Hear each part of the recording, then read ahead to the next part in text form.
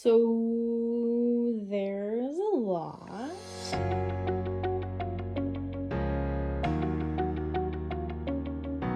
Hello, my name is Emily Crow from Crochet Creations and welcome to my YouTube channel. Today I wanted to do a 2022 year in review video because there is a lot to talk about. This past year was a big making year for me, and honestly it kind of became an obsession.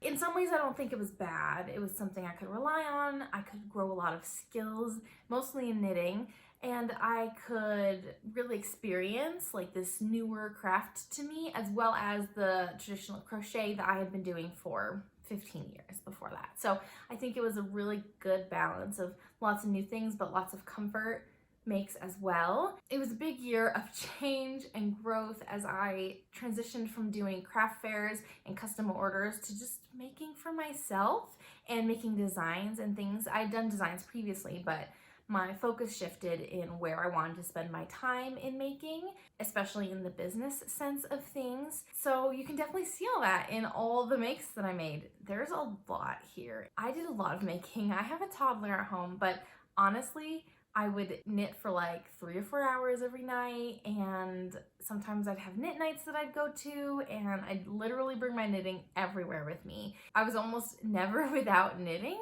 I was able to fit in a lot, which is really awesome.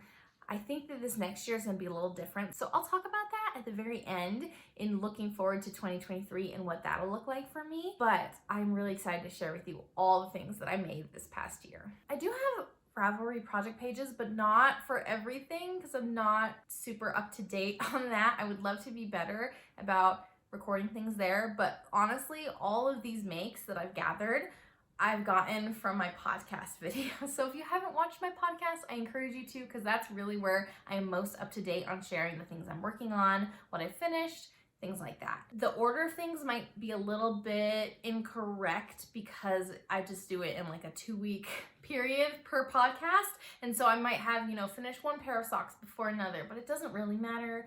I'm gonna share kind of in general the order that I finished things in. I'm definitely gonna share with you my thoughts about each and every project, if it taught me anything in particular. But as I remember, I'm gonna share the yarn I use, the pattern, designer, things like that, and then anything I don't remember, I'm definitely gonna have down in the description box, and I'm gonna post it on screen as much as I can to help you know kind of what's going on with all of these projects. I did a lot of testing this year, lots of my own personal designs. I had some goals for things I wanted to make, my Make 9 lists, and so you'll see some of those things that you might recognize if you've watched some of my other videos. Let's get right into it. There's so much to talk about. Also, there are a lot of projects here, so let me know what you think my total project count is for 2022. And a pair of socks counts as one.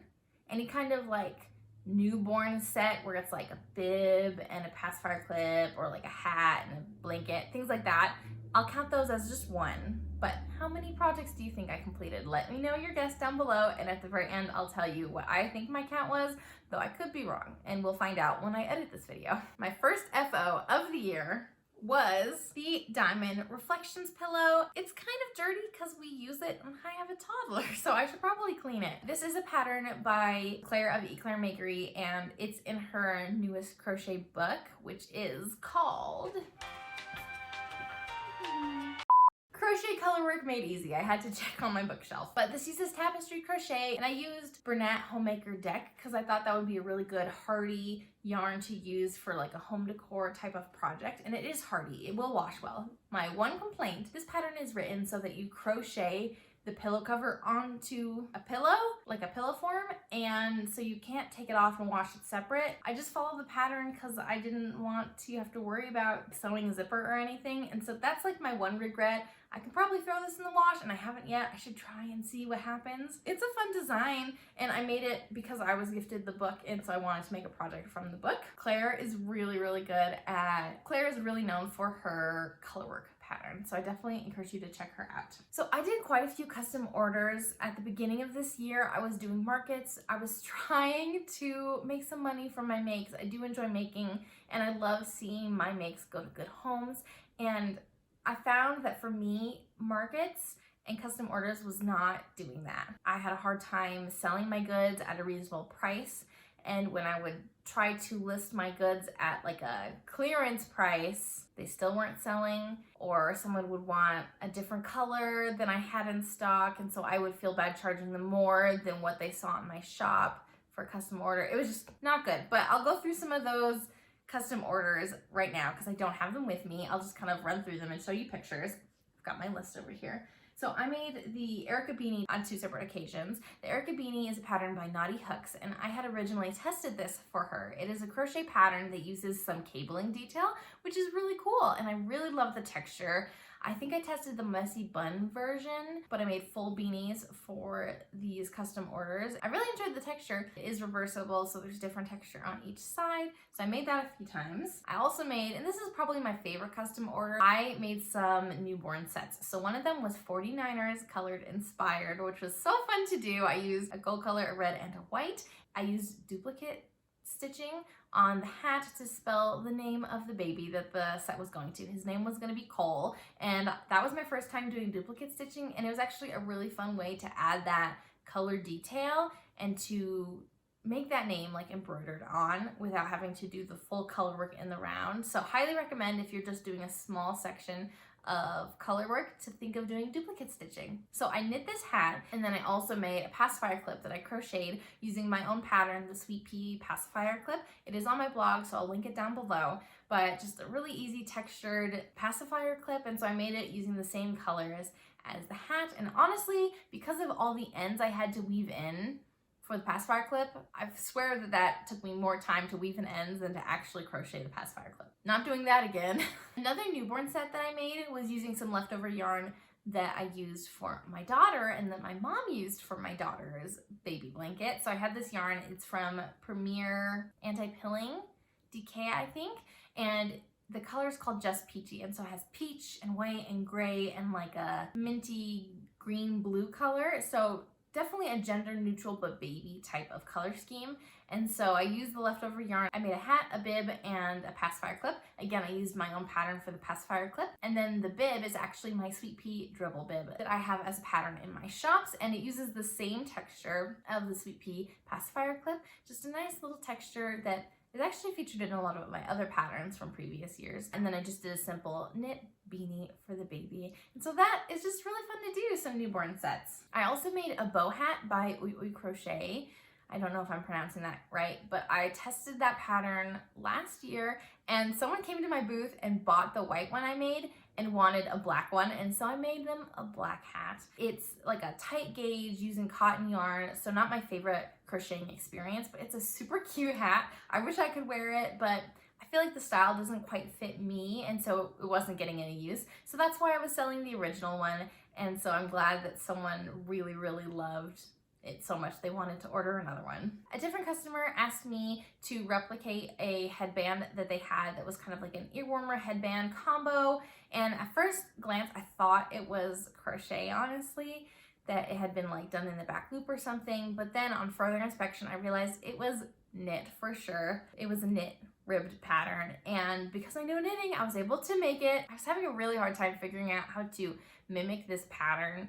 It was hard to find a yarn that would fit in the right kind of color and to make the pattern fit, and I ended up finding this pattern, the Panta-mine flowered headband that I use. I was able to get the closest to replicating this headband earwarmer that the customer had. I feel okay about it. I don't think I replicated it well enough. I think that's another thing. Custom orders, it was hard for me to feel satisfied that I was doing the best job I could, even if I couldn't think of anything else to do better. I think gift knitting is more my speed rather than custom ordering, but I was able to finish it. I don't even know if I have a picture to share with you, honestly. And then my very last custom order was probably like the biggest one that sent me over the edge and made me decide, you know what, custom orders are not for me. I made a Bolero for a customer, and a Bolero is like a small cardigan type thing to kind of just cover a little bit. So it's not usually full length arms, not usually a full length body. And I thought, you know what, I can still do that. That's not too big, but this will be my last custom order. Hooey.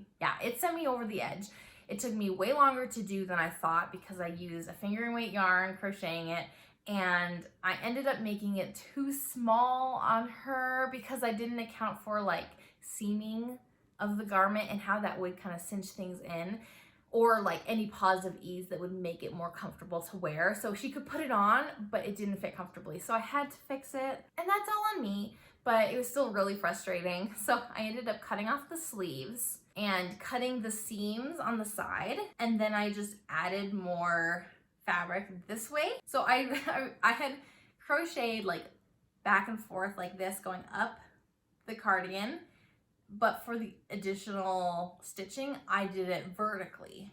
So I added like a few inches on the full panel, like front and back, and then I restitched up the sides and redid the sleeves. And that was my way to save a little time without having to redo the whole thing. And honestly, I really liked having the texture of the crochet kind of crisscross and go opposite directions. So that's given me an idea for a potential design in the future. We'll see if I get to it, but I think it'd be really cool to kind of have like vertical bands and horizontal bands and kind of switch back and forth between them. I finished that, I think, in April. So those were all the custom orders I did at the beginning of the year, and that was it. I was so done. But now let's go into some things I can actually show you that I still have here. I tested a crochet pattern for Bonnie of Woodland Stitchcraft. This is the Lavender Mittens. It is a crochet pattern, like I said, and you'll see it spirals like a little bit. I used worsted weight yarn. This is left over from Sorella Yarn. They're like peachy, golden peach colorway from Summer Tonals a couple of years back. And so I just used some scraps. And what I really, really love about this pattern is that it includes instructions for making a wrist cuff that encases elastic. So that keeps the mittens on really well, which I really, really like. I kind of want to use that in other makes that I do. I really liked that feature. I do not like how loose the gauge is. I feel like especially my toddler's little fingers keep trying to poke out of the holes.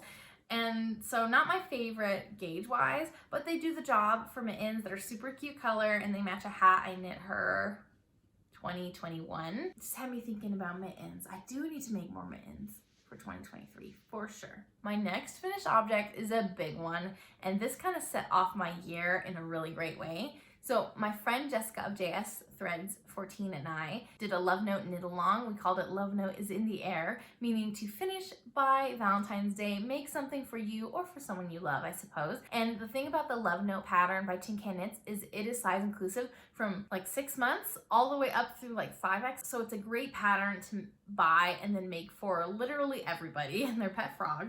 And so I made this pattern in 2021. I'd made a small version. So I needed one for myself. Ta-da! It's a little wrinkly. I'm sorry. I did just wash all my knits this week so I could do this video, but I love this lacy bit. It's so fun, and it's really fun to knit, and the rest of it is really, really quick because I think it's on like really big needles, like US 8 or US 10, so it is a really quick make. It has 3/4 length sleeve. I did not do the short rows to make the hem like a high-low hem because I was worried about yarn. My yarn, I used Knit Picks palette in the color Sagebrush and Knit Picks Aloft, which is their mohair base, in the color, look this up, and now I can't remember, Iceberg in the color Iceberg. And I think it's a pretty good match. I really love mint green, and I love how this turned out. It's a little bit itchy, a little bit warm, but now that I live in Utah, I can wear it a lot more often. Mine is like a kind of cropped length. I do like less positive ease than most patterns call for. I think a lot of patterns tend to have more positive ease now than what my preferred fit is, and so I think I only made the size small because I wanted less positive ease. Though for my bust size, I would have typically made a medium, but that's a common theme with tops. I like a smaller positive ease, and I think it's because I'm bigger on the bottom than I am on the top. I have a pretty small bust size for my overall size, and so when I wear something too oversized, it looks like I have no chest. So I think that's why I like to make things with less positive ease. So that was my first big make. I finished that in January, and then since I still had time in the knit along that I was hosting, I decided to make another love note for my daughter using some scrap yarn. And this was on my Stash Make 9 list, I think. I used Karen X Pantone in the color Cranberry Meadow. It came with 5 different mini skeins. I used 4 of them in 2 different skeins. Yeah, I think I had 2 skeins left over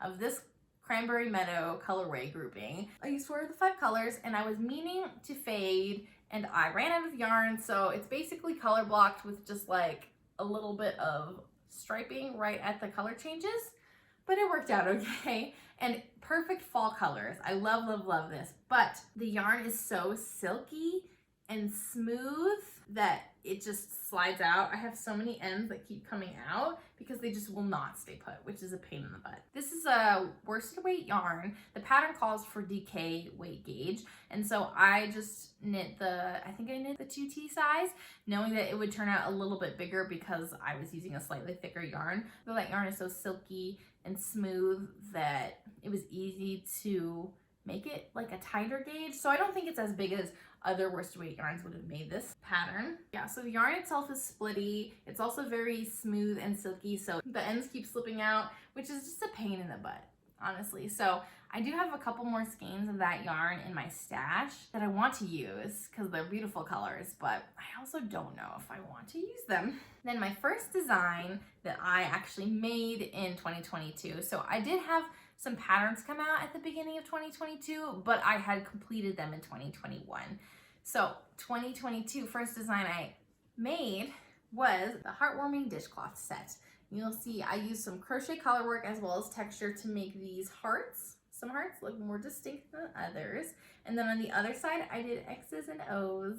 It's a little dirty because I actually do use it. And I should pull it out since Valentine's Day is coming up. I should pull it out and put it in my kitchen. I really love making these dishcloth sets. It's a really fun way for me to use some color and to make something that's seasonally decorative, but also that's not super in your face seasonal. So I feel like it can blend in with a lot of different home decor styles. And it's a way for me to experiment with color and to experiment with texture, which is really, really fun. And I haven't seen a lot of things like it. And I have another pattern that's in a similar style that I'll show you a little bit later.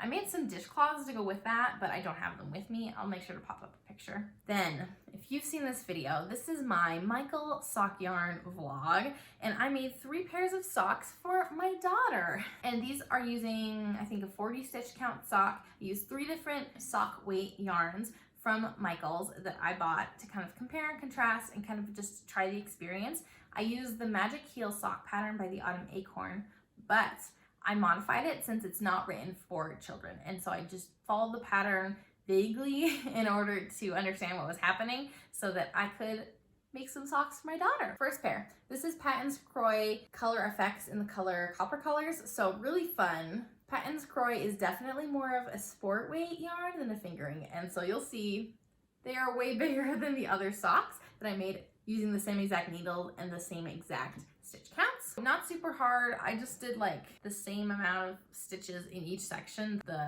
leg, the heel, and the foot. They don't really fit her now, like she's growing out of them, so I should make her some more socks. Maybe that should be another sock vlog. I know that that is one of my more popular videos, but it does take a lot of time, and I tried to make another one, and it's still a work in progress, that video. So I need to rethink how I'm going to do sock review videos in the future because I do enjoy doing them, but they need to be more manageable time-wise for me to create. So I think I need to make some more socks for Georgia. So let me know down below if you want to see any particular sock yarn brands or stores that I try their sock yarns from. The other socks, these are a Michael's brand, the Loops and Threads Perfect Pair in the color Secret Garden. I love, love, love this yarn. It's so cute. And I didn't do it on purpose, but my socks ended up perfectly like offsetting. I don't know. I think they look really cute in how they do not match. I do have some more yarn of this left over. I would love to make a pair of shorty socks for myself. I think that Loops and Threads is discontinuing this yarn, so it might be in your clearance section of your local Michael's. I really liked how bouncy this yarn was. It just made it a little tricky to make sure I maintain my gauge throughout the pattern. So once I was knitting it for a little bit, I got used to it, frogged my cuff, and started again, and it was all good. It just took a little getting used to the gauge to make sure I wasn't pulling the yarn too tight in some areas. And then this is the one failed pair of socks, I would say. So this is using Loops and Threads Wool-like, which is not wool at all, but it's super, super soft, super, super drapey, but definitely not as robust of a sock yarn. It also doesn't have as much elasticity as a sock yarn, so they don't stay up as well. So definitely not ideal for socks, but I think this would make a really good garment. as long as it didn't need to be stretchy. So like no like hat or socks or anything like that, but you could totally make like a summer top with this and it would turn out really great. I had a few other dishcloths I made. I made some Valentine dishcloths by the Graceful Tangle, and that's in a free video that she has on her YouTube channel. I made a few for my market that are still in my marker box. And then I also made a dishcloth set pattern called the New Growth Dishcloth Set. So I made 2 square dishcloths on the bias, so like a diagonal pattern, one in moss stitch and one in seed stitch. And they're meant to be just like a basic, really beginner friendly pattern, just a little bit different than a traditional like single crochet square dishcloth because it's on the bias, uses a variation of single crochet. And I really loved working on these textures. I have found that the Mossy dishcloth, the one made with moss stitch, stretches, and so it's more like a rhombus shape now than a square shape with use. And it's a washcloth, so it doesn't really matter, but that does make me think that maybe that would be a good pattern to revisit and reshape. Okay, now we're getting into some socks for me. So the first pair of socks for myself that I finished in 2022 were actually a crocheted pair of socks. This is the Dak and Jill sock pattern by Snowdrop Creates. It's got a really fun texture. It's got like single crochet on the bottom and the back of the leg, and then the top of the leg is a different texture. It also has like a short row heel, though you do need to seam up the edges of the short row heel on either side when you're all done. This was my first pair of crochet socks, and I really wanted to make them for a really long time, and I finally did. I think that the fit is really good for the most part. The pattern is well written with a lot of measurements and guides for helping you figure it out, though my sock is a little bit tight right here above my heel. So once I get my socks on, they're totally fine, but I don't like to put them on my foot just because they're a little bit tight to get on. Just the way that crochet stretches compared to knitting, I think is part of the reason, but also just everyone's foot is shaped a little differently, and I think mine is just a little bit tighter right there than maybe other people's feet. I definitely want to make more crochet socks, but I need to find some good patterns and be willing to just like try them out and experiment, like how I was willing to try out and experiment with knit socks when I was first getting used to them. This yarn is called Kismet, and it is a colorway. Originally, the company is called Hole in the Wool, but they are now known as Yarn Nouveau. But it's a really pretty mint green tonal with all sorts of colors, speckles on it all over. I tested another pattern for Bonnie of Woodland Stitchcraft. This is a crochet little banner. It's called the Lovely Day Wall Hanging, and it's like a worsted weight. This is Who Good Charm yarn. And then for all these embellishments, I used leftovers from Treehouse Knits, their Cocoa collection. I got a mini set. So you see, it was so fun to use some category 1 yarn and to use up some scraps in a crochet project and make all these fun like flowers and stuff. It's definitely like a moodier color palette. I had this hanging in my crafting area in our last home, but I need to hang it up again. And then here is the other pattern I was talking about, another dishcloth set. This is the Cloverated Dishcloth Set with some really cute clovers. And again, I made some dishcloths for this, but I don't have them right here. They are somewhere else, probably in my box of like market things and gift makes and whatnot. Super fun to make this as well. I do have some more ideas for these textured crochet dishcloth patterns this year, so hopefully I can get them out. Another pair of socks. This was like a long-standing whip. I think I started these socks in September of 2021, and I didn't finish them until maybe March of 2022 because I had to frog them like 3 times. I really wanted to make another pair of toe-up socks to try that out again,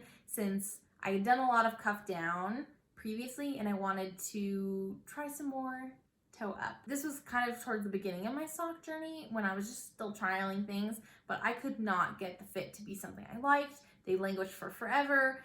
I put them on when I finished and I hated the fit. I did not like it, so I frogged the whole thing. The yarn was just telling me it really wanted to be a cuff down sock, I think. And super, super cute. This is Basket of Apples from Divine Yarns. I love the colorway. And then I bought this green contrast. It's a Laying Yarns gel wool base, just like a solid color. green to kind of pull out the green flecks in this yarn. And I used some of the reinforcement thread that came with the contrast skein at the tip of the toe as well as in the heel. I don't like how that makes the texture so different than the original sock yarn, because the original sock yarn is a 75-25 base, so it's a little bit thinner on the side of sock yarns. And then with the reinforcement thread on the heel and the toe, they feel just like really sturdy compared to this yarn. It makes this yarn feel very thin and flimsy, though that's not the case. It's just in comparison. So that's like not my favorite. This is the only time I've actually used reinforcement thread, so I'm not sure if that's something I should try again or if it's just not for me. I don't know. And for all of my socks, I use a 64 stitch count sock. These are my only ankle socks that I have finished, I think, for myself. Next make is a Musselburgh hat. It's my first Musselburgh, and I use Woolberry Fiber Co. in the colorway Very Woolberry. And when this came in the mail, you can't quite see it as well, I think, on camera, but in person, it's a little bit more pink of a base, and the speckles are multicolored. It is very, very colorful. There's a lot of like browns and yellows, but all sorts of colors. And so it was a little bit not quite what I was envisioning when I purchased the yarn. Handed yarn, there's just so much variability with like your screen, their editing, their dye style, just every skein is different, you know? So I still made the hat, but it is not as neutral of a color as I was hoping for. Also, it's too big on me. I made the adult medium because my head size, right here. I made the adult medium because my head size was like right on the cusp, but making this hat, I think that I prefer a snugger fit on my head. And so I am currently working on a Musselburgh that is the child large / adult small size, and hoping I like that fit better. But my daughter really loves wearing this hat, and she looks like a big hipster when she does it because the hat like has a huge slouch on her 2-year-old head. It's super funny. I test knit this pattern for Knitty Natty, and this is the Playtime Cowl. I did the single loop version. I used Woolberry Fiber Co. This was a special, like a limited edition colorway called Darling, I think. Oh, I'll have to look it up. But it's a non-superwash base, and it's like variations of pink with a little bit of like a bluey, purpley color mixed in there. Super, super pretty. And this texture is really fun to do. It was crocheted, and I know this pattern comes in like a single loop version as well as a double loop cowl. And the cool part about this pattern is no matter which size you do, it uses less than 1 skein of fingering weight yarn. So it's a great stash buster. Super cute. It was super fun to test for Natalie. I'm totally a fangirl. Really happy I got that opportunity. And this yarn, non-superwash, it was amazing. I loved working with it. It is soft, but what really blew my mind was how, because it's toothy and it grabs onto itself, the crocheting experience was so different than working with superwash yarn that's just kind of smooth and silky. I felt like the stitches just kind of like locked together. And so it was just really a really good crocheting experience. So I definitely want to work with more non-superwash yarns, but my threshold for roughness and like vegetative matter is probably not as high as other people's. So I definitely want soft non-superwash yarns to try out. Okay, next pattern was another pattern test I did. I did lots of tests. I need to figure out how many tests I participated in. This one is a knit one though, and it was my first time knitting brioche, which is so fun to be able to learn. So this is the Fortnite shawl. Ta-da! It is a pattern by Megan Gonzalez of Nurture Knitwear. The idea is that it knits up so fast you can make it in a fortnight. It uses worsted weight yarn. This was a mega stash buster. I used Karen Simply Soft, some like rainbow unicorn color, I don't even know, and then like a white and then a purpley color. So pretty.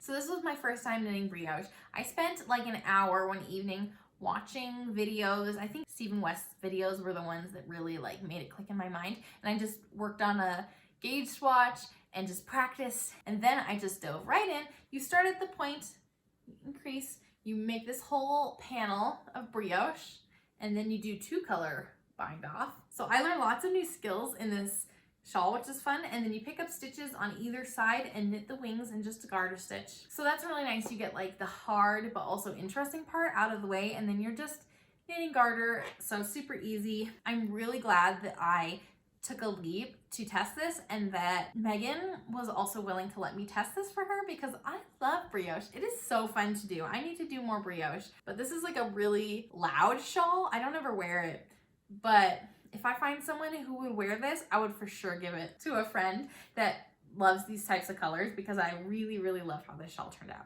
The next finished object I have is actually, it's like a partial finished object, I guess. It's the Love Across the USA square that I did. So this was made through the organization Love Across the USA, a maker named London, and I can't remember her last name, that she's a part of. And basically, people participate and they're assigned different squares to make for this big crochet mural. And then those murals are put up in different areas of the country to spread a message. And for this one, I participated in was in support of Ukraine with the war going on. And so I did a square. It was mostly blue, but had a little bit of yellow on it. It's really cool. I'll show a picture of what the entire mural looks like. Super, super neat. This was actually a design created by like a 16-year-old boy that he designed himself. He is Ukrainian, and so it had a lot of symbolism in the mural design, and so it was really cool to be part of that group and to make that mural piece. I definitely recommend you check out Love Across the USA down below if you want to participate in any kind of like mural make along, because it was a really cool experience to be involved with. My next pattern I have to share with you is actually one I designed myself. It's my very first sock pattern, and these socks have been worn a lot, so they're a little bit not pretty looking at the moment. So I do apologize. This is my Mountains Call sock pattern that I designed. I actually used Patton's Croy again because it is a really hard wearing base, but it was not fun to knit this sock at a fingering weight gauge with that thick, more like a sport weight yarn, but I did it. It turned out. And I just used some scraps for the mountains here. So my next FOs, I made this pair, and then I also made a newborn pair, so I'll stick a picture up here, and I gave those to my baby nephew, part of a baby shower gift for his mom. I had this idea for a while, and I'm so glad it came to fruition. I love the mountains, and I went to school here in Utah. That's where I met my husband. The thing I miss the most about every place we lived after Utah was the mountains. So I wanted to make a pair of socks dedicated to my love for the mountains and just for nature in general. I will say that the scraps I use are not ideal. This brown is actually tweed, and so in some spots the colorwork contrast is not quite as clear. And then for the trees at the bottom, I feel like this green just did not pop as much compared to the brown and the black. So not ideal for colorwork contrast, and that's something I'm still learning and working on, is figuring out colors to use for colorwork. But I'm so proud of this design, and you can find it in my shops. It is mostly a 2-color colorwork, but there are a couple rows that are 3-color colorwork. But I did make some extra charts within my pattern to simplify the colorwork to be exclusively a 2-color colorwork pattern. And you can always go back in and duplicate stitch the other details or just leave them as like a simplified mountain pattern. It has some range for skill levels, which I think is really nice. Next finished pattern, I'm trying to go fast. The timing on this, I might have to do 2 videos. I made the Brookline blouse. Ta-da! This is a scrappy project. I used some yarn from Hobby Lobby that I've had in my stash for a while, and I'm not buying from them anymore, and so I wanted to use up the yarn and kind of have it over and done with. But this Brookline blouse is by Mezzo Makes, and I'm really glad I made this pattern. It was a fun make. I had to hold the yarn double because the yarn, even though it's listed as a DK weight, is really a fingering weight for gauge, and so I used up a lot more yarn than I thought I would. So I ended up sourcing from a friend for more of this oxblood color, which is like a really dark maroon. And so I have a little bit of that left over in my stash that I need to figure out what to do with. Or did I give that away? I'm not sure. I have to go through my stash and reorganize. Video coming eventually. But I really love the little like flouncy sleeves. I don't know if that's the way to say it. I did follow a sleeve modification that was included in a tester's project on Ravelry that I really, really like how that turned out. Just not quite as like billowy as the original pattern. I really like how these sleeves turned out. And I really do like the look of the peplum, though I talk about this on my Make 9 review video, but I don't like how it fits on me. I have a long torso, and also I wanted to make sure that the top was modest and covered my belly when I like lifted up my arms and whatnot. And so that made it hard to make this a length that was flattering on me, since I don't have a lot of jeans that are as high as I needed. I made the piece a little bit longer than I think I should have in order for it to fit my body's curves and be as flattering as possible. So I don't like it as much as I thought I would. Also, the neckline is a little bit bigger and looser, and so it's a little bit of a pain. So I need to figure out how to like tighten it up a little bit. Maybe I'll do like a little pleat or something in the back. That wouldn't be too hard to do. It is definitely not like a favorite make, just because the length for this peplum is a little bit awkward on me, in my opinion. But that's my own fault, I think. And then this pattern, I've ended up fixing it later on in the year, but I'll show it here because this is when I tested it. This is the Weekend Waffle Baby Sweater by Woolbird Knits, and it is crochet. It's got this really cool waffly texture. I used some sash yarn, some Caron cotton cakes, and I ended up having to get another skein in order to finish this pattern. So is that sash busting? I'm not sure, but this is really cute on my daughter. The one complaint I have is the sleeves are really, really long, and because it is worked in rows this way, you can't really go back and like modify it easily. You'd have to redo the whole sleeve. So I haven't done that.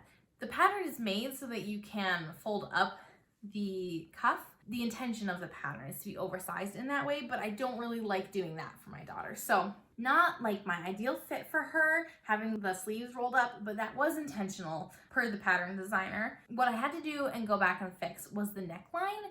Following the pattern originally, it was just way too loose and ripply. And so I messaged the pattern because I was a tester and let them know my issues with it and gave them suggestions for making the neckline lay a little bit better. Months later, I ended up going back and fixing the neckline to that suggestion, and I think that the neckline is just fine right now. It's just kind of funny that like I had this idea and I told her what I would do to fix the neckline, and then I didn't do it for months and months and months. Okay, this might be my favorite pair of socks this year. I'm not sure, but I've talked about them a lot. This is the Daily Socks by Summerly Knits, and when this pattern came out, I bought it right away and cast on right away. And now they took a little while to finish. I finished them in April, I think. I'm only in April now. This is a long video, I'm so sorry. But this color is Eggnog and Caramel is the mini, both from Olivia and all of her fibers. Super, super cute. I love this texture. It was so fun to knit up. I made this sock shorter than I intended because I didn't realize how the gauge of this texture would kind of shorten the length of the sock, if that makes sense. So I definitely want to make these again, and I will definitely make a longer leg on them, but super cute. I love the texture. It was such a fun, like simple knit, but not vanilla, which is exactly what I needed at that time. And I think I need some more of that again. The next pattern is another test knit. I did a lot of test knits at the beginning of the year. This is the Petite Souffle from Penrose Knits. And I made this for my daughter in the 2T size. I'll put pictures up because, can you see? This pattern has been felted. Makes me sad because it's a lot more stiff than it used to be because of the felting. And so my daughter's outgrown it now. She is outgrowing her 2T size.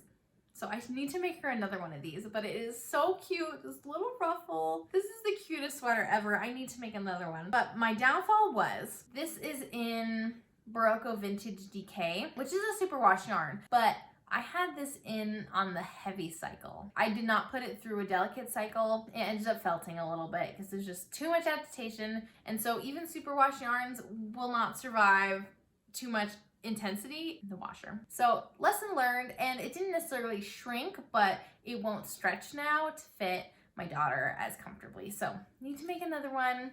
A little bit sad that it felted, but it'll work for a future baby before they're 2 years old, I guess. Another test knit. I did a lot of test knits this year. So this is the First Bloom sock pattern. It is from Roro and Cade's. I love this texture, so cute. And these socks mirror each other so that the texture's on the outside of the sock. Super cute. It includes a short row heel. I use Sorella yarn and Oopsie color that I had used on my husband's socks. I made him birthday socks in 2021, and so I used the remnants to make socks for my daughter. Then I made my very first gnome pattern. Isn't he so cute? This is by Sarah Shira. It's called Make No Mistake. This was so fun to knit, and this is my first time doing like a mystery knit along. I love it. I love it. I love it. I love it. I have another gnome to show you later on, and I have another gnome that is a work in progress right now, and I'm sure I will do more gnomes in the future because it was just so fun to make something small that wasn't a sock and had more interesting like techniques as part of it. Lots of little pieces. It was just really fun to make. I used Sorelli yarn. These are all from their Taylor Swift collection, actually. So cardigan, ivy, all too well. So these are all remnants from socks I made. Super fun loopy beard. It's so cute. And my daughter really likes my gnomes that I've made. She steals them all the time. This next pattern is a design that I did in collaboration with Dying Wishes Yarn Co. Sarah. This is the Spilling Waves shawl. It's a little hard to tell because it has kind of a wide wingspan, but it is kind of a wedge shape. It is an asymmetrical shawl. You can see the wedges start here and they get bigger and then go all the way across. And I used 2 of her colors from her Under the Sea collection, Sea Turtles and Waves. The turquoise is Waves and then Sea Turtles is this blue. I'm not sure, but I think they like go really well together. It was so fun. This was my first collaboration ever that I did. And I had this idea to do this short row crochet shawl, and I would love to do more iterations of it because it was really fun. I love that there's this simple texture that's almost like a granny stitch texture, and then it's got this like picot mesh that kind of reminds me of fishing net.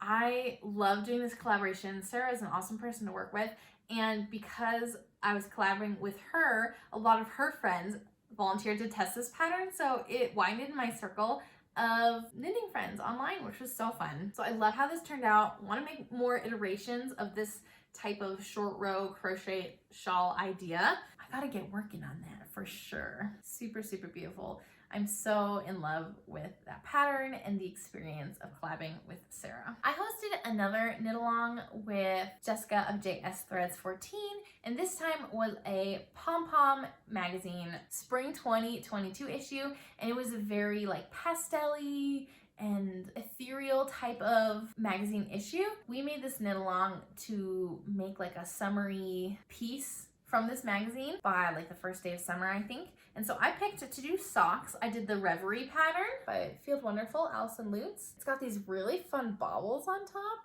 right there. They've been blocked and squished, so it's a little hard to see, but there's baubles. It's got some really fun 1x1 color work.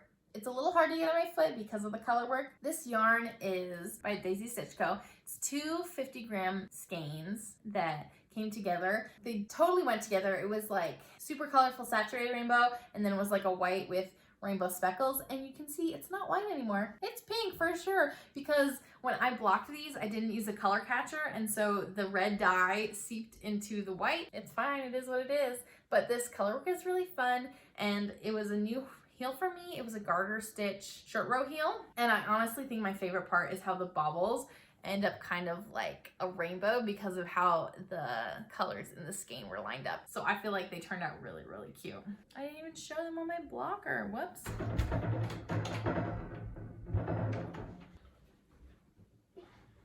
Hi. Good job, Mommy's filming. Go have some fun with Daddy. I didn't realize I didn't put them on blockers. Ta-da! Get a little bit better of an idea of how they looked. Okay, I have another pattern that I tested, JJ's Sunny Brim Hat, and I cannot find it anywhere. I know I've seen it with the move, but I have no idea where it went. So I'll make sure to pop a picture up. But I tested this pattern for Dina. I used some more of that Karen Cotton Cakes yarn, and there are instructions in the pattern to put like a wire brim in to help keep the hat up and not like flopping down in their eyes. And so I think that worked out really well actually. So that was a fun technique to try. I like testing crochet things because they end up being pretty quick. I don't know, they tended to be stash busters if you look back on what I made this year. I mentioned that I loved knitting that brioche shawl, the fortnight shawl, and so I picked up another brioche pattern. This is called Drama and Energy from Leslie Ann Robinson's new book called Brioche Knitting for Beginners and Beyond. This was also a stash buster, and it was so fun to knit. Look at that, just all the texture. I used Karen X Pantone Bamboo, which is a weight 5 yarn, in this like purpley hazy color, and then this gray color is called Dove from the Hookenooks Yummy Base, and it has like cool tones in it, so I thought those would be coordinating but also contrast. Love, love, love how this hat turned out. It is so cool. I definitely like this look a little bit better. So fun to knit, and hats are quick. I don't know why I don't make make more hats. They're so fun and quick to make. Okay, this next pattern is my first completed pair of socks for summer sock camp. This was my Stroll Gradient Socks. Now this is using Stroll Gradient in the color Prickly Pear, and now you'll say, this is not a gradient, this is striping. That's because I cut the gradient pieces separate from one another and alternated them to make stripes myself because I loved the colors, but I didn't want them in a gradient. And I honestly think that it worked pretty well. You can definitely see some parts where knitting over my ends pokes through a little bit, but I think they worked out really well. I played Mega Yarn Chicken on, I think, this light pink color because I used it for the heel. And it worked out barely. I had like 2 grams left over. I love these socks. I think they're super cute. They are well worn for sure. You can see they're a little bit grimy, though I just washed them. I should definitely scrub them more. And that kind of got me started on the striping socks train because it was a heck of a lot of work to make these socks, and I figured it would be way easier to just have self-striping yarn. So you'll definitely see some stripy socks come up pretty soon here. But the next piece I finished is actually another garment, and this one was huge. This is my Peekaboo Maxi skirt. It is not a full maxi length, it is like more of a T length or just below the knee length on me. I used Winnie Jo Fiber Co in the color English Garden. Such a beautiful variegated color, so light and peachy and airy, perfect for the summertime. And it took a long time to knit, even though it was in DK weight yarn, so not super thin. But I ended up doing, I think, 1 extra row on this border at the bottom so that when I bound off, it looked a little bit cleaner because this is just garter. I really liked it. I think it's a little bit longer on me than I had hoped because of how it blocked out, but just like marginally, so not a big deal. And this goes with a lot of clothes in my wardrobe, so I have worn it a lot, not recently because of the winter time and I'm just not feeling this color palette, but I really love this piece and it's definitely a wardrobe staple. I wear it quite frequently, and it's not like see-through or anything. I think the gauge is perfect. I'm comfortable wearing this without even like a slip underneath, so definitely a win. As part of summer sock camp, I completed another pair of socks. This is a gift knit for my mom. Hi mom, I don't think you're watching, but if you are, hi. So this is using Stroll hand paints in the color Hummingbird.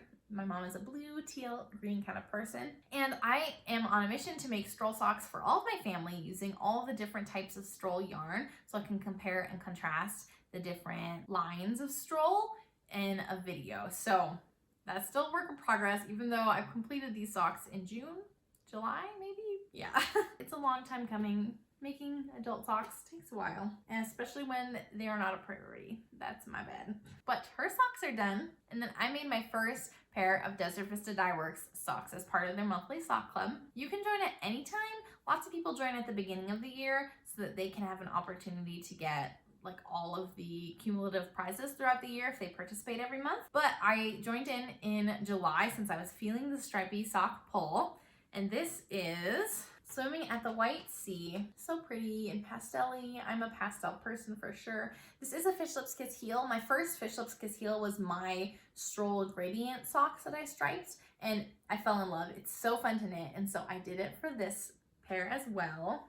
Super fun. So that was my first venture into Desert Vista Dye Works socks. And you'll see there are many more to come. And by many more, I mean just 5 more because I did 1 pair a month and no more. The next pair that I made of socks, the next finished object I made is a pair of socks. This is a pattern I wrote myself called Granny Knocks Your Socks Off, so named by my husband. And it is a knit sock, pretty much plain vanilla, but all of the elements are crochet and they add a lot. So there are these granny squares and there's granny stripes, and I did a crochet toe because I thought it would be sturdier than a knit toe because it is a thicker fabric. So that was something I tried out. These socks are really dirty. I don't know why, because I did just wash everything. Maybe with the move, they got a little dirty, so I should wash them again. I used Stroll Bear for the main color. It's an undyed colorway, so it's white, but it's not stark white. So it's got a little bit more of a yellowy undertone, so I think it matched this like crochet granny square vibe. And then I just used some random minis for the other colors. So fun. I definitely want to combine crochet and knitting in other projects. Not sure how, but this was a big feat that I wanted to have this pattern published for International Granny Square Day, and I accomplished it. And it took me a long time to figure out the gauge on these squares to make them so that I could size this pattern up and down from newborn all the way up through like an 80 stitch count sock. so an adult extra large. I achieved that and I'm so proud of how it turned out. I left some gaps in between the granny squares to kind of give it a little bit more stretch to help it get over the heel easier. And I'm just really proud of this sock design, and I feel like I accomplished what I set out to do in a way that I'm proud of. I also made a newborn pair of those socks that I gave to a friend for their baby girl. And so I'll post a picture up right here, but I used just some random minis, tried out the newborn size, super cute. I love newborn socks. I want to make more this year. For my next piece that I made, this is another design and it has been used, so it's laying a little bit funny, but this is the Turning Leaves hand towel that I designed. I made this as part of a blog hop and I was gifted the yarn from Uy Crochet, which I'm very grateful for. But this is their just cotton base, and ooh, let's see if I remember the colors. Butterscotch is the yellow, Sienna, I think, is the orange, and the Fiesta is the red. Ooh, what's this brown? Oh, the brown is mushroom, and this is linen. I didn't, I remembered them all. So super, super fun color palette. And then I have these, not embroidered leaves, but you create the leaves separately, so you have a lot of control over what you want to do with placement and styles of leaves, and then you just sew them on. So the back doesn't look too bad, honestly. I did a really good job at weaving in my ends. I didn't just like tie them off. Super happy with this design. It turned out how I envisioned. And it was really fun to just do something a little bit different than what I'd done before in dishcloths. This next pattern, it's one that my husband's been using, and so it has been worn, so it doesn't sit on my blocker super great. But this is the Fox's Day Out pattern by Stone Knits. I knit for my husband for his birthday in August. It has a lot of pilling. I need to depill it in a big way. Oh my goodness. Oh, this side is even worse. So many pills I need to take care of. This yarn, I think it's an 80-10-10. I think it has cashmere in the base, if I remember correctly. The main color is Woolbury Fabrico in the color Coastal from their Coastal collection. And then I used a gold colored mini that was in a Woolbury Fabrico sock set. And then the white is leftover cardigan from Sorella yarn. I'm really happy with how these turned out. He does like Arctic foxes, hence why I did them white. I had to modify the pattern to put the fox and tree motif onto the foot of the sock, since my husband only wears ankle socks. And I think I accomplished that. I don't know what I would do differently. Maybe it'd be fun to do this freckly colorwork texture on the back of the sock, and it would have been easier than catching my floats the whole way around the back of the sock. It worked out great, and he really enjoys them, so I'm really happy I made those for him. They need to be depilled. Do you see that? That is so bad. Oh my goodness. I just bought an electric depiller thing. It should be coming in the mail very soon, so I'll be able to take care of these. They've just been well loved, right? The next make I finished is my next pair of DVD socks in, this would be August. So this is the color Positano, which I think is a city in Italy, so I'm definitely pronouncing that wrong. And then I used a Cameo Mini. Again, Fish Lips Kiss Heel. Super, super fun. Again, I love the pastels. I love this colorway. And I did another pattern test for socks. This is for Alindria Knits. And this is the Are You Smocking Me sock pattern. This texture is so, so, so fun to do. It does kind of tighten your knitting, so you need to be careful of your gauge and just double check what you're doing. But it is an afterthought heel sock, which I have not done in a very long time. And this is my first time doing one for myself. So I was really proud of myself for doing something that was scary and cutting my knitting and doing that sock. And I'm happy with how they fit. And I ended up making the heel a little bit bigger than what was called for, because I think I just placed my heel a little bit too close to my toe. But I'm really happy with how they turned out. This yarn, so, so good to work with. It is, oh my gosh, I can't even remember. But I remember the base. It's a 75-25, but the 25% instead of nylon is a polyamide. I love this yarn. It almost had some tooth. It was really plump. It had a good grab on itself, but it was also almost a little bit had a sheen to it. I don't know. Something was special about this yarn. So I love, love, love how it worked out. I did purchase another skein of the same base, a different yarn company, but the same base. And I'm gonna try it out and see if it's something to do with the base or if it's specific to that brand of yarn, which I can't remember. Manos del Uruguay, I think. The color is called Aloha. I remember that. And then this is just a random pink mini. I loved this pattern. I loved this yarn, and I need to knit with this yarn again. If I can only remember what it was. Yes, it was Manos del Uruguay Alegria in the color Aloha. I remembered. Yes, I need to knit with this yarn again. I think this next pattern is the last pattern design that I have this year, and this is the Wonderland Sweater. Ta-da! It is a crochet pattern. It is half double crochet. It's got a V-neck, and it's got this beautiful textured sleeve that kind of mimics snowfall. And I was gifted this yarn from Uy Uy Crochet as part of that blog hop that I participated in for my Turning Leaves dishcloth. They had another one for the winter, so I did that. And this color is Uy Uy Crochet Wool of the Andes in the color Lake Ice Heather. And so it's a gray, but it's definitely got some undertones of blue if you see it in the right light. So I'm really happy with how this turned out.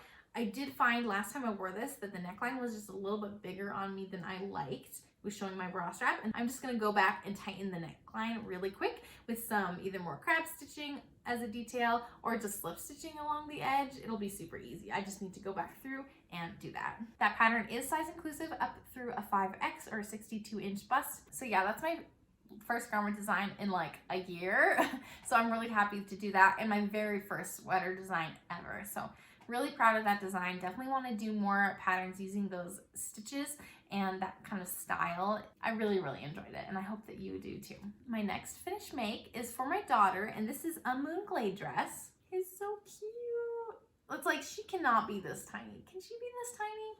This was the 2T size. This pattern is by Roro and Cades, and I used Ching Fibers, the Merino Singles base, in the color Flaminglet, which is super cute, and it also makes me think of Banana Split Dippin' Dots, honestly. There's some funky color pooling, but I think this was the best that I could get because you'll see it's like got the same like brown and pink together and pink and yellow, so it's not like the worst color pooling, but not my favorite look. But I did alternate skeins, so I don't know if I could have made it look any more cohesive. I don't know if that would have been an option, but it's so cute with winter weather. I'm not feeling inclined to put this on her, but I think it'll still fit her in the springtime because it is like a looser fit around here, and she really is growing out like lengthwise. She's very tall, and so I think she'll be just fine to still wear this come springtime. And it took a surprising amount of time to make. I think because I expected it to be quick, but alternating skeins every round felt kind of tedious in my opinion. This is a really quick make that I did. This is the Autumn Doodle Hat. Last year I made the Autumn Doodle Cowl, and I finished the Autumn Doodle Cowl in I think like November last year, and I wanted to use my remnants this year to make a matching hat. This pom-pom, I can't remember where it's from, but it's purple. It was a gift, and it's I think raccoon fur, which I do not promote, but it was a gift, and so I'm glad I can put the gift to good use. I think it matches the hat really well. And this is a quick make. I literally knit it in a day. It is DK weight yarn. The remnants I use, let's see. Garnet Heather. This is all Swish DK, and then City Tweed DK and Tarantella is this brown color. But Swish DK, Garnet Heather, Amethyst Heather, and Squirrel Heather. Not the best choices as far as contrast goes, but that's something I am still definitely learning. Some ways they were really good. In other ways, like this, not so clear, but it is what it is, and I made it to match my cowl. So I already knew that it wasn't gonna be ideal using all 4 of those colors, but I really love how they turned out. Okay, here is another pair of test knit socks. This is Life's Better When Camping. This is by Grey Owl Knits, and I love this color work. I'm happy with how these turned out. I had a hard time picking my colors, like I said, but I think that it worked out really well. And I can't tell if it's this sock. I think it's this sock was my second sock, where my color dominance, I was more mindful. And so I was able to make the like tree stand out a little bit better. It's got this cute matlin detail. And then it also has an Eye of Partridge heel, which is just a variation on like a slip stitch heel. I'm really happy. I was able to work on these, and I think I finished them while we were in Yosemite camping. I was hoping to wear them while we were camping, and I ended up wearing them, but I hadn't blocked the second sock. But I finished the second sock while we were camping in Yosemite as a family this summer. And so that was a that was just a special visit, and it was really fun to be able to bring my knitting on that trip and to finish something while I was there. Here we go, my next pair of DVD socks. This is in the color Pink Spotted Tree Frog, and I inspired this colorway. I submitted a photo of a cute little tree frog. That photo was selected as the inspiration for this colorway, and so I got this sock set for free. Super cute. I love this like periwinkly color. I did the heel toe do-si-do pattern because I needed something different than a vanilla sock, and I'm really happy with how they turned out. Again, this color palette is not like one I was immediately drawn to because hot pink, but I think that they turned out really cute, and this is a really cute colorway. And by doing this Desert Vista Dye Works monthly sock club, and also by having my inspiration selected, it kind of pushes me out of my comfort zone for self-striping colorways, which I think is really good. Here is time for another gnome from Sarah Shira. This is Choose Your Gnome Adventure, and so it has different options for the nose, the arms, the body, the beard, the hat, literally everything. So that was really fun to be able to choose what I wanted to do. I'm really happy with how he turned out. He's super cute. This is the leftover, I think it's Turtles by Dying Wishes Yarn Co. This teal. Then I used Stroll Bear, and then I used, this is Explorer Knits and Fibers. This is leftover Karma Chameleon. He's so cute. He's smaller than my other gnome, but only by a little bit, not too much. But again, my daughter loves to play with him. And I do too.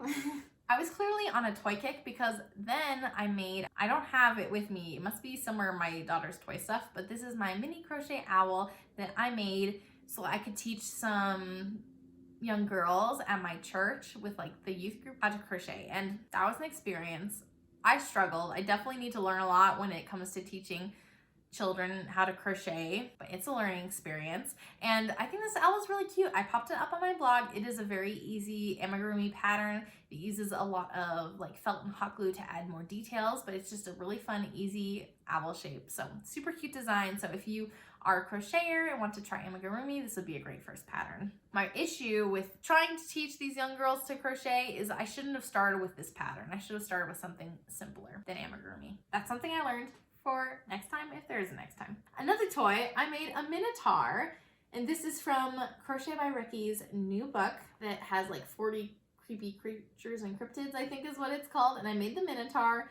Super cute. I also have a vlog, so I'll link it up above so you can watch me make him. He's super cute, and I haven't done amigurumi in a while. I love the shape and size of this. Is really easy for even like me as an adult to hold and to like play with if I'm playing with my daughter. So I really like how it turned out. And 40 patterns in a book, that's a lot. You get a great value with that book, and I definitely want to make more things from that book because lots of really fun, like mythical, cute little creatures. So this is a self-drafted pattern that I made. I have not shown it on my channel because I keep forgetting about it, and I do have a vlog filmed but not edited of me knitting this. It is a Pinewood Derby car cozy. I called this car the Nitty Gritty, and it actually did really well. And granted, I was competing against like children. I did pretty good. I was pretty happy with how my card turned out. Whoops, that wheel is popping out. Georgia likes my card too. But I used my leftover Woolberry Fiber Co. in that like darling colorway, the non-superwash yarn, and I just knit. I did some slip stitches on the edge to try to make it not roll up, and it still rolls a little bit. You'll see it kind of rolls there, but I just folded the edges down and I sewed them down around the ends of the card, and then I used these little screws to like kind of hook it on because it still kept rolling. So, I mean, not perfect, but I really love how it turned out, and I'm proud of my car. That vlog is coming soon. I don't know if you've heard of a Pinewood Derby, but the Boy Scouts likes to do them a lot. And my church hosted one last year, which was so fun. So I'm glad I got to participate in that. The next thing I made, we're getting close to the end. We are in October right now. I made my October Desert Vista Dye Works socks, and I love these so much. I marled my yarn together, no rhyme or reason. I didn't know how much yarn I would have, and I used just like a tan mini held double. My socks actually ended up matching almost perfectly. Like they're only off by a couple rows. Crazy, like I did not do that on purpose. But I really like how the marling happened, and because the marling made them DK weight, they worked up really fast, which is really what I needed. And they're nice and cozy. I really like them. I need to make more DK weight socks, which I will show you some DK weight socks coming up here soon. And then I tested this pattern for Huga Canyon. This is the Astrophage sock pattern. Let's see, on this side you can see even more. There's a texture at specific color changes within the variegated pattern. I really liked how this sock is mostly vanilla. You can't work on it in the dark or like watching TV. You really have to be paying attention to the colors happening in your yarn. But that made me really mindful of my colorway, and it was a really mindful knitting experience to see what I was creating as the color kind of progressed. This is Mesomakes Fiber. Baja Blast is the contrast, and then I used 90s Taco Throwback for the main skein, and I love these socks. I love these colors, and I think if I make this Astrophage sock pattern again, that I will choose a color that is more prominent within the variegated colorway, because I used this like pink color and it was just not as prominent as I thought it might be when I worked it up. But now I know for next time I make this pattern. The next pair of socks I made were for my daughter. This is the Ambulate sock pattern, and this is also a pattern test for Roro and Kate's. I really love doing her patterns. You'll see there's this cool spider detail. These socks take a little while because there's like a twisted stitch and then pearls in between all these drag lines of the spiders. Definitely worth it. And you can also change where the spider layout is to design it yourself, which is really fun. I plan to make a pair for myself this year, like a shorty sock pair to match my daughter, but she is obsessed with spiders right now, so she loves these socks. I think they turned out really, really good, and this texture was just really fun to do, something really unique and different. And this colorway, though not like super Halloween-y, I think matches the vibes of the sock in general, so I think it really works for Halloween. It's Trixie Cat Designs in the color Dust Bunny. We are getting close to the end. I am so excited because this is gonna be a freaking long video. This is my last garment of the year, and this is my beautiful no frills sweater. I love it so much. I will say this at the very beginning. I did not know this was not size inclusive until after I had purchased the pattern and started making it this past spring. I put it down for a long time over the summer because it was just too hot to work on. And so now I know better, and I am not going to be purchasing patterns that are not size inclusive. I will be using patterns I've already purchased, and so I will make note of that when I show them on my channel, but I'm going to not be purchasing any patterns that are not size inclusive up through 5X from now on. So this pattern is just a basic raglan, and I used a combination of hand-dyed and more commercial yarns. I used Knit Picks palette in the Ice Lily color, which is like the mauve base color.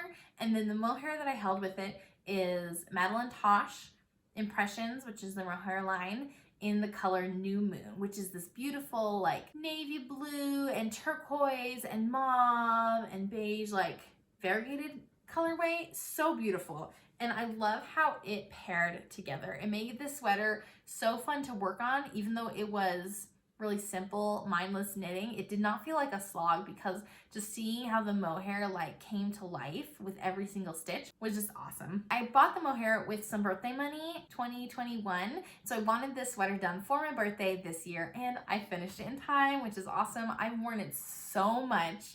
It is such a wearable sweater, and it's like right at the cusp of being too oversized for me, but I think that the fit is still really comfy, and so I still wear it even though it's a little bit bigger on me, not quite as fitted as my other garments that I have. I love it so much. I've worn it dozens of times probably since I finished it, and I'm not even kidding. I love it.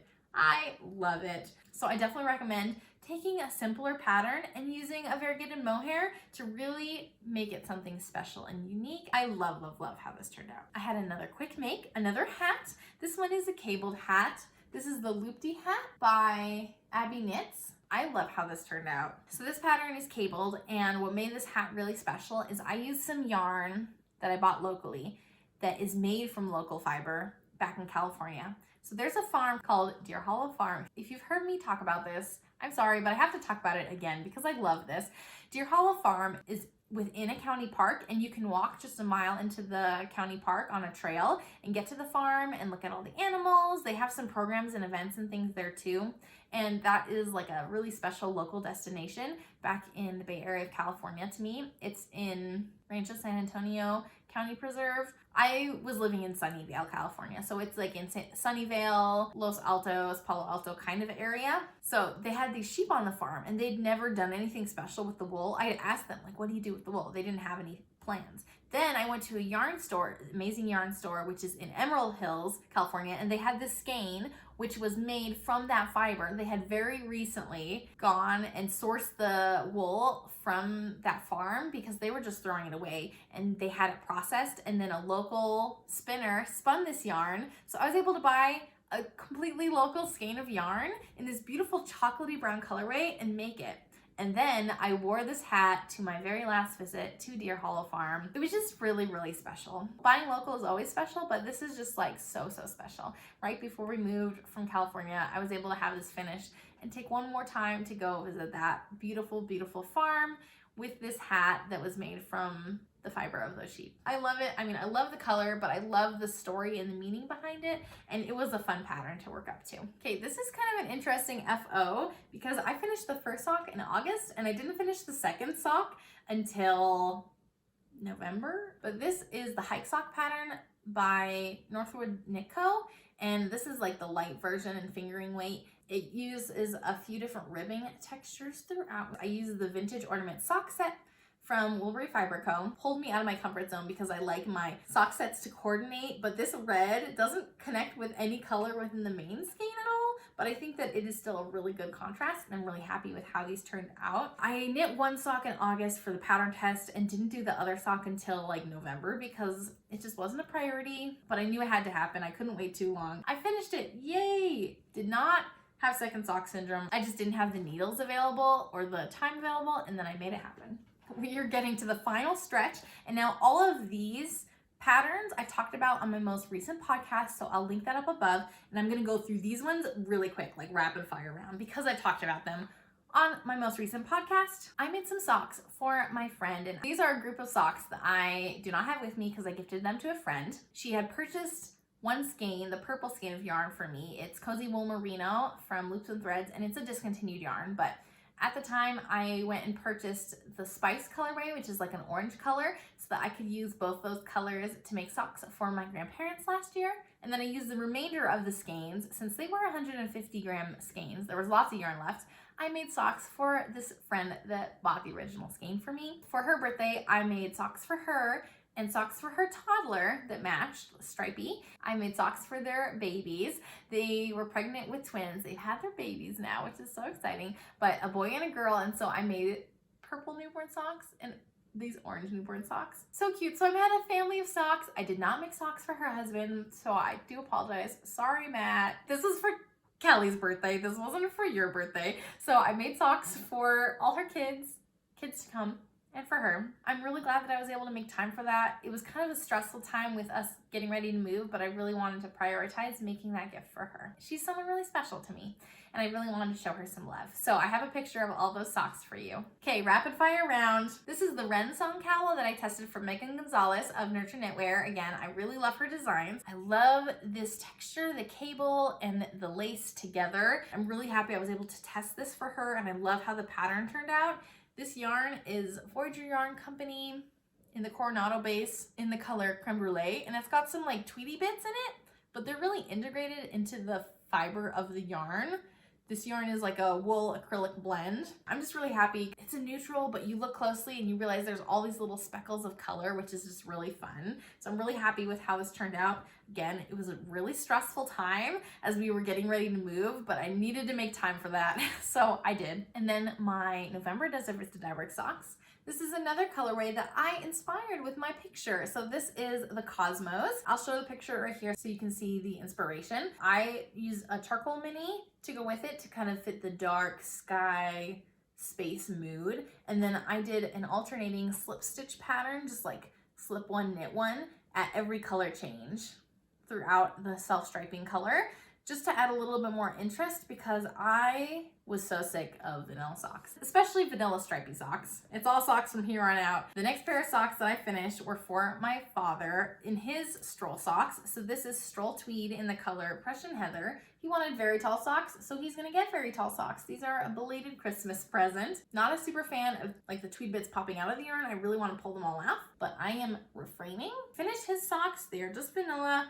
For Christmas. I finished them in time for Christmas, but we did not end up going to New York for Christmas as we planned because of like weather and flight cancellation chaos and whatnot. So we are going in a couple weeks. We are going in a week to go visit them. So I will be bringing those then. I also made some Christmas Eve socks for my family. Did not make any for myself. Did not get the chance, but these are for Georgia. I used the Spruce Socks pattern by Originally Lovely or Caitlin Bartold. I used Mesomakes Beck, which is from her You collection, and it's a variegated yarn, so I feel like the texture is not quite as visible as the original sample of the socks. I still think you can see it, and I still really like it. So I made these socks for Georgia. I ended up making them mirror into one another so that the tree motif could be on the outside of the sock. And now that sock pattern does not have child sizes, so I did modify in order to do that, and I think it worked out really well. I also made socks for my husband for Christmas Eve. Also modified the spruce socks pattern to put the tree motif instead of on the side of the leg, to put it on top of the sock. And again,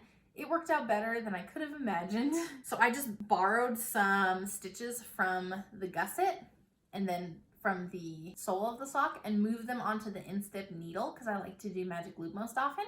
And so that's how I was able to like do the full tree motif. It worked out great. I'm working on my socks right now and it is easy going. So that was all by Christmas Eve, and then came the Christmas knitting. My Christmas cast on was my Desert Vista Dyeworks socks in the DK weight. Yay! So I knew I could finish them in time. So this is the Victorian Christmas colorway with a cranberry mini skein. Shouldn't have waited so long to cast these on, but I had so many gift knits I was trying to finish.